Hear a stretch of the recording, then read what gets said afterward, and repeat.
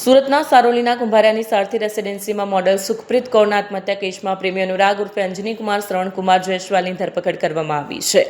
ઉલ્લેખનીય છે કે લિવ ઇન પાર્ટનર મહેન્દ્ર રાજપૂતના અમાનુષ્ય અત્યાચાર અને બ્લેકમેલિંગથી કંટાળી મોડલને આપઘાત કરવા મજબૂર બની હોવા 18 સપ્ટેમ્બર 2025ના રોજ સામે આવ્યું. સંબંધ તોડી નાખવા બદલ આરોપી મહેન્દ્રએ મોડલને ઘરમાં ગોંધી રાખી મારઝૂડ કરી, હાથ પર બ્લેડના ઘા માર્યા અને પગના ભાગે ડામ આપ્યા.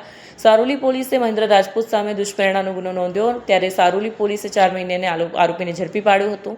મૃતકના પિતા લખવંદરસિંહ બલવંતસિંહ અંતિમ ક્રિયા માટે સુખપ્રીત કૌરની ડેડ બોડી અને ફ્લેટમાં રહેલો તેનો સામાન વતન મધ્યપ્રદેશ લઈ ગયા. જો અંતિમ ક્રિયા સહિતની વિધિ આટોપ્યા બાદ તેનો સામાન ચેક કર્યો. બેગમાંથી સુખપ્રીત કૌરે હિન્દીમાં લખેલી અરજી મળી આવી. પોલીસે અધિક્ષક ગુજરાતને સંબોધીને લખેલી અરજીમાં મહેન્દ્ર રાજપૂત સામે ગંભીર આરોપ મૂક્યા, જેમાં મહેન્દ્રએ મોડલને ઘરમાં ગોંધી રાખી મારઝૂડ કરવા ઉપરાંત હાથ પર બ્લેડના ઘા માર્યા અને પગના ભાગે ડામ પણ આપ્યા. આ સાથે બ્લેકમેલિંગ કરવામાં આવતું. અરજી પિતાએ સારોલી પોલીસને સોંપી. પોલીસના જણાવ્યા પ્રમાણે મહેન્દ્રના ત્રાસથી મૃતકે તેના વિરુદ્ધ અરજી લખી હતી, જોકે પોલીસ સુધી પહોંચી ન હતી. આમ લિવ ઇનમાં રહેતા મહેન્દ્ર રાજપૂતના માનસિક શારીરિક અત્યાચાર બ્લેકમેલિંગથી કંટાળી મોડલે આપઘાત કર્યો હોવાનો ખુલાસો થયો હતો.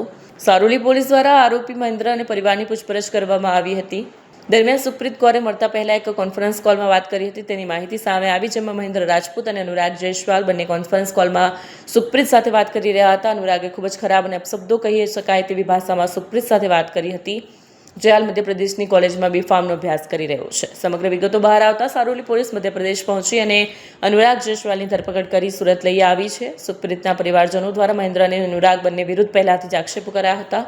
હાલ સારોલી પોલીસ દ્વારા આરોપીની ધરપકડ કરી વધુ કાર્યવાહી હાથ ધરવામાં આવી છે.